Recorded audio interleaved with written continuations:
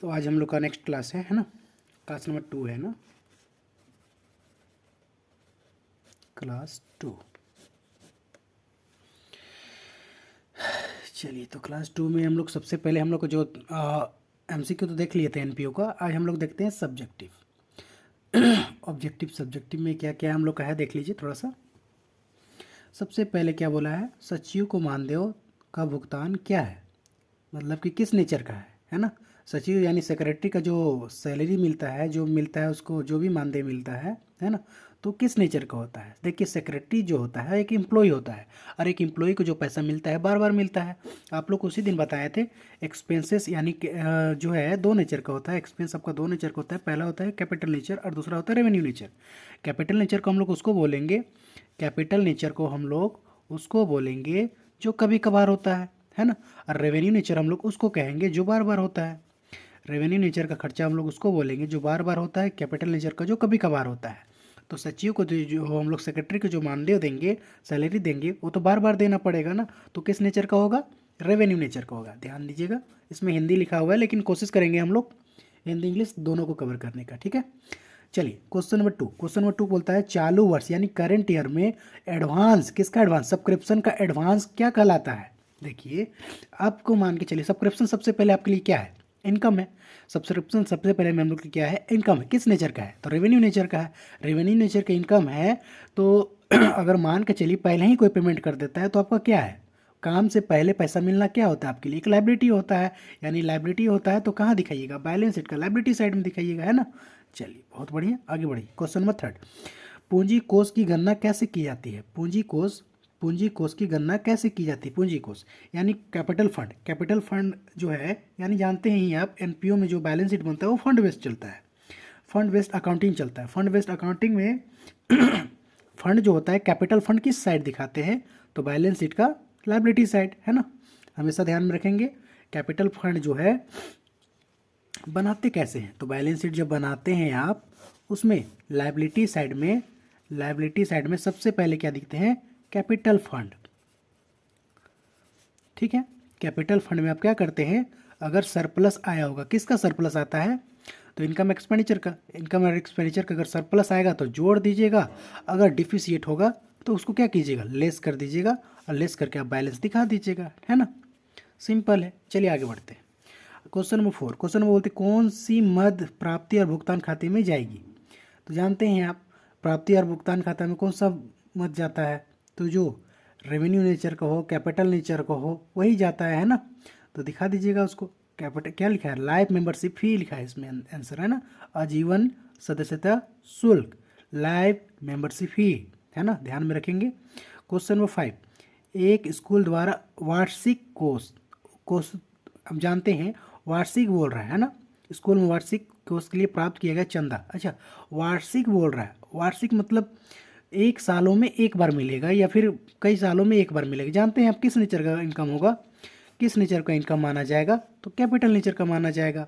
अब वार्षिक मिल रहा है, वार्षिक मतलब ईयरली मिल रहा है ना, पर एनम करके मिल रहा है।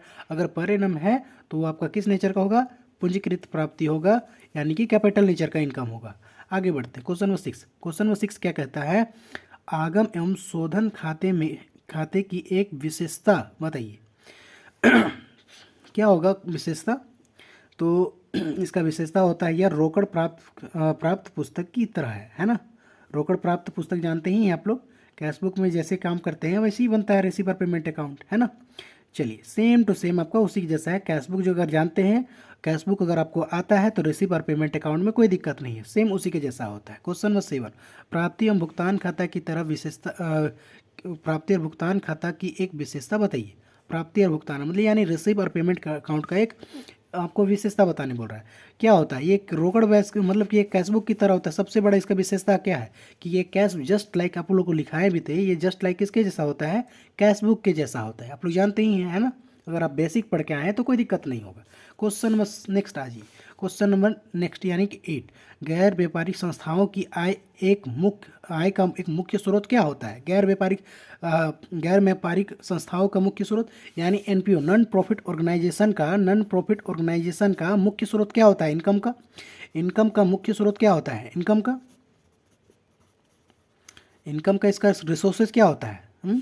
तो सबसे पहले जानते हैं आप, डोनेशन होता है, सब्सक्रिप्शन होता है और क्या होता है, कहीं आप इन्वेस्ट किए हैं तो उससे इंटरेस्ट मिलेगा, इंटरेस्ट रिसीव ऑन इन्वेस्टमेंट, है ना।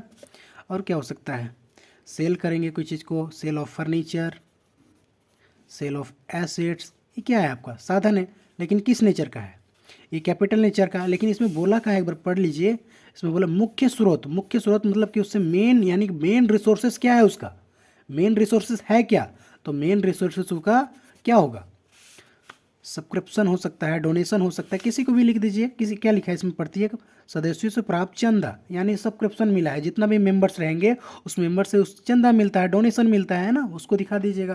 क्वेश्चन नंबर 10 में आइए, क्वेश्चन नंबर 10 बोलता है पूंजीगत प्राप्तियां का एक उदाहरण दीजिए। पूंजीगत, पूंजीगत प्राप्ति यानी कैपिटल रिसीट का, कैपिटल रिसीट का, कैपिटल रिसीट का आपका एग्जाम्पल पूछ रहा है, तो कैपिटल रिसीट का, कैपिटल रिसीट, कैपिटल रिसीट होता क्या है, कैपिटल रिसीट हम लोग उसको बोलेंगे, देखिए इनकम भी आपका दो तरह का होता है, इनकम भी दो तरह का होता है, पहला होता है रेवेन्यू नेचर, दूसरा होता है कैपिटल नेचर। तो कैसा पूछा है इसमें, कैपिटल नेचर ना, तो कैपिटल नेचर का इनकम कैसे होगा, कैपिटल नेचर जो कभी कभार होने वाला इनकम, जैसे लाइफ मेंबरशिप फी, है ना, लेगेसीज, कई जगहों में बुक में देखे होंगे आप लोग, लेगेसीज को रेवेन्यू नेचर मान लेता है ना, तो आप लोग लेगेसीज के बारे में नोट लिख सकते हैं, कई बुकों में हमने देखे हैं कि लेगेसीज को रेवेन्यू नेचर मान लेता है, कहीं पर ही कैपिटल नेचर मान लेता है, लेकिन जनरली ये होता है कैपिटल नेचर का, ठीक है। आप इसके बारे में अगर आप इसको लिखें तो एक नोट जरूर दें, है ना, ध्यान में रखेंगे इसको। तो इस तरह का इनकम जो है ये कैसा है, कैपिटल नेचर का इनकम है। जैसे सेल ऑफ फर्नीचर, देखिए यहाँ पर सेल ऑफ एसेट्स है ना, वो कैसा है, यहाँ पर ही कैपिटल नेचर का है। सेल ऑफ इन्वेस्टमेंट कैसा है, कैपिटल नेचर का है। तो कभी कभार ऐसा इनकम जो कभी कभार होने वाला है वो आपका कैपिटल नेचर का, रेवेन्यू नेचर का इनकम हम लोग उसको बोलेंगे जो बार बार होने वाला है, ठीक है। जैसे डोनेशन, यहाँ पर ही लिखे भी थे, डोनेशन का, डोनेशन सब्सक्रिप्शन, ये सब क्या है आपका, ये सब आपका रेवेन्यू नेचर का है, ठीक है। यहाँ पर ध्यान में रखेंगे, लाइफ मेंबरशिप फी आपका कैपिटल नेचर का होता है, जो कभी कभार होने वाला इनकम है ना। चलिए, तो इसमें क्या लिखा है, लाइफ मेंबरशिप फी लिखा है। नेक्स्ट क्वेश्चन की ओर आगे बढ़ते हैं हम लोग।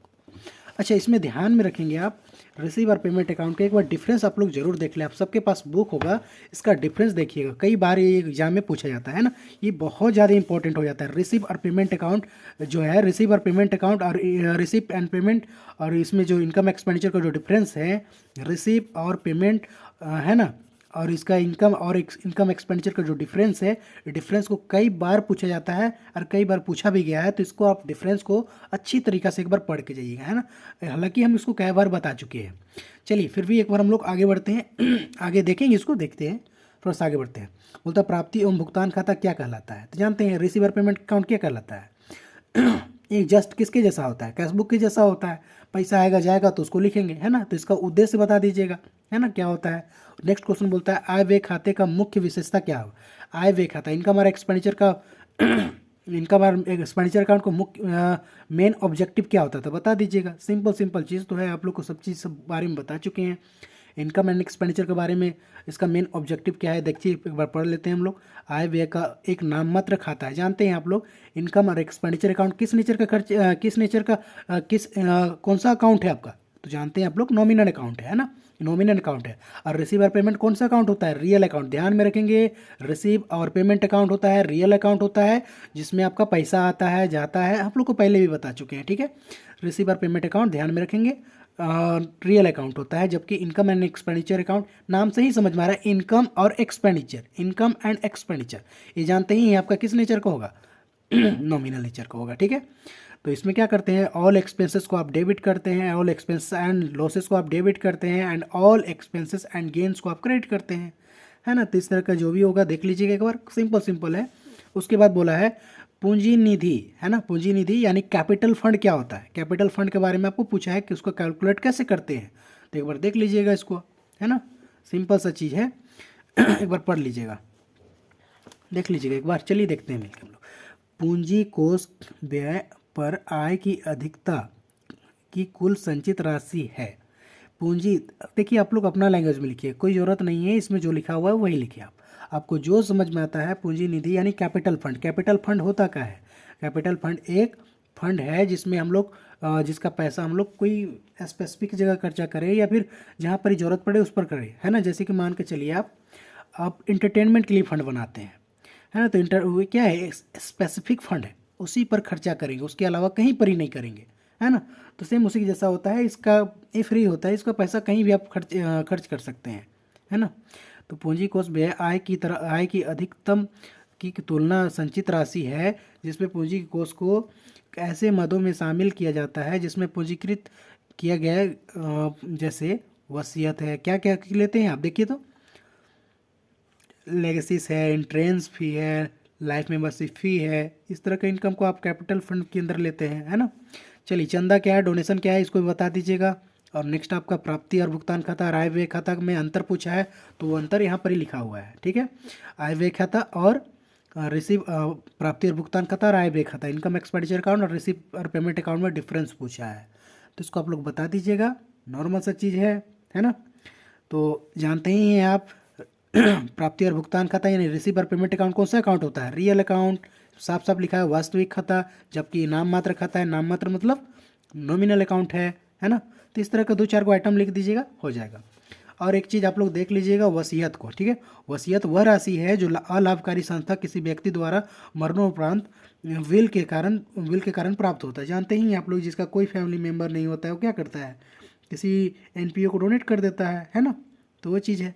सदस्यता शुल्क, लाइफ मेंबरशिप फी होता क्या है, तो एनपीओ में जितना भी मेंबर्स होते हैं हम लोग उसमें एनुअली क्या करते हैं, एनुअली मंथली क्या करते हैं, एक फ़ी चार्ज करते हैं, उसको हम लोग मेंबरशिप फ़ी कहते हैं, जिससे सब्सक्रिप्शन हो सकता है या इस तरह का कोई भी इनकम हो सकता है।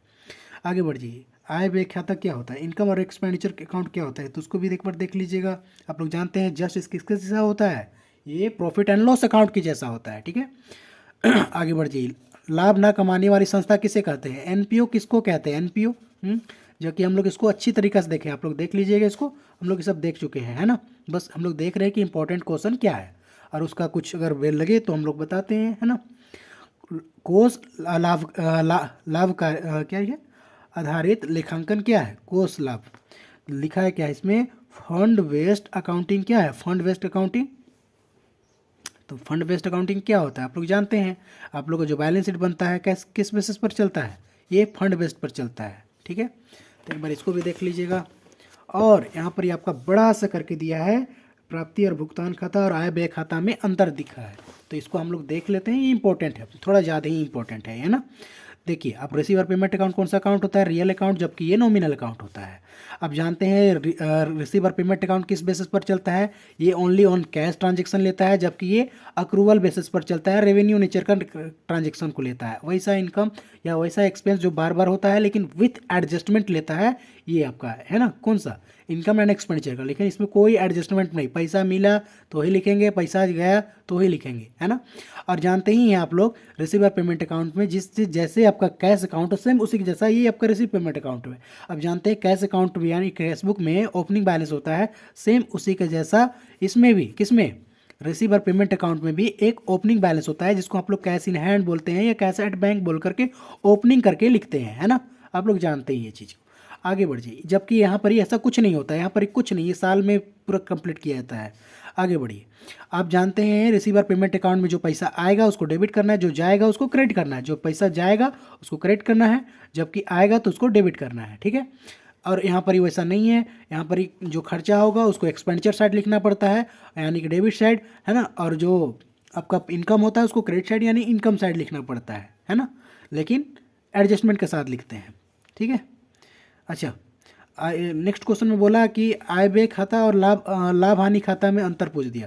तो लाभ हानि खाता जो है, लाभ हानि खाता यानी प्रॉफिट एंड लॉस अकाउंट और इनकम एक्सपेंडिचर अकाउंट, दोनों तो हम बताए थे आप लोग को एक जैसा होता है, दोनों में डिफरेंस क्या है ना।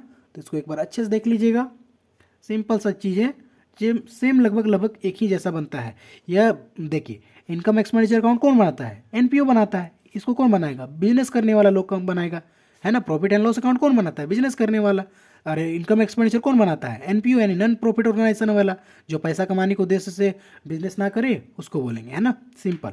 आगे बढ़ते हैं हम लोग, एक एग्जाम्पल लिखा है, देखिए कितना छोटा सा लिखा है, देखिए इसको सॉल्यूशन करने बोलिएगा तो आप लोग कर कहीं दिखा देंगे, लेकिन सिंपल सा चीज़ है, तो इसमें वैसे हम लोग देख नहीं रहे हैं, सिंपल देख के आगे बढ़ते हैं। देखिए क्या लिखा है देखिए थोड़ा सा, सब्सक्रिप्शन लिखा है ना, income from subscription. Income from subscription जानते ही आप कहाँ जाता है, इनकम फ्रॉम सब्सक्रिप्शन जानते ही आप कहाँ पर ही जाता है, ठीक है। चलिए, तो क्या लिखा है देखिए थोड़ा सा, लिखा क्या है, बोलता है ये गैर व्यापारिक संस्थाओं द्वारा तैयार किए जाते हैं, जबकि ये बिजनेस करने वाला व्यापारी के द्वारा तैयार किया जाता है।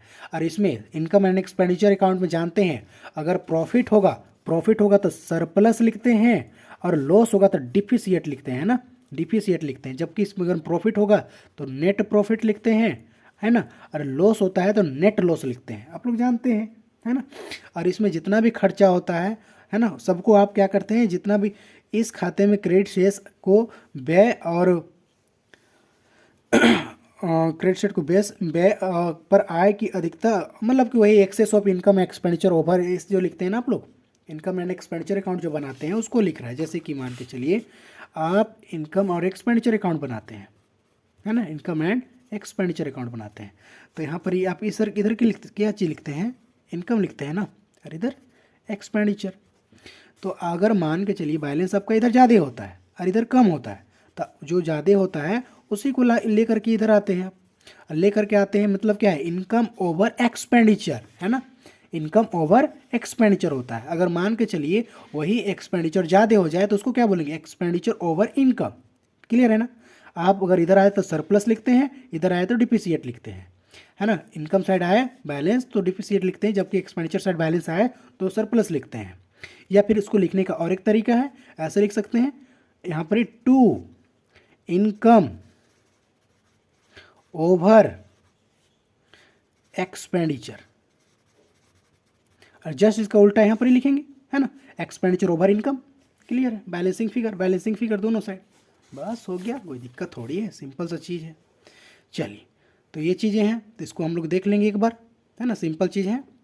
उसके बाद एक बार देख लीजिएगा, देखिए क्वेश्चन है आप लोग के लिए, देखिए तो बनेगा कि नहीं बनेगा तो हम बता देंगे उसको। पहले सबसे पहले वो लिखा है इनकम फ्रॉम सब्सक्रिप्शन लिखा है, सैलरी लिखा है, सैलरी इनकम जानते हैं, बनाने क्या बोला है, इनकम एक्सपेंडिचर अकाउंट ना, सब्सक्रिप्शन रिसीव हुआ जानते हैं, इनकम साइड लिख लेंगे, सैलरी पेड की डेबिट साइड, आउटस्टैंडिंग सैलरी जिस साइड खर्चा होता है, एक्सपेंडिचर साइड जोड़ के लिखेंगे सैलरी में, प्रिंटिंग स्टेशनरी खर्चा साइड यानी एक्सपेंडिचर साइड, एंट्रेंस फी प्रवेश शुल्क आपका इनकम है तो इनकम साइड लिखिएगा। देखिए यहाँ पर लिखा हुआ भी है, देखिए बनाया हुआ है, बनाने की जरूरत भी नहीं है हम लोग को, बनाया हुआ है। इनकम एंड क्या लिखा, सब्सक्रिप्शन क्या था, इनकम फ्रॉम सब्सक्रिप्शन, देखिए 2,20,000। उसके बाद सैलरी को अंदर लिखा क्योंकि इस पर काम है, आउटस्टैंडिंग है ना जी 6,000 को जोड़ के लिखेंगे 26,000। आगे प्रिंटिंग स्टेशनरी खर्चा है, डेबिट एक्सपेंडिचर साइड। उसके बाद एंट्रेंस फी इनकम है, इनकम साइड। डोनेशन आपका इनकम है, डोनेशन रिसीव किए, इनकम साइड। ऑफिस एक्सपेंस खर्चा है, खर्चा साइड।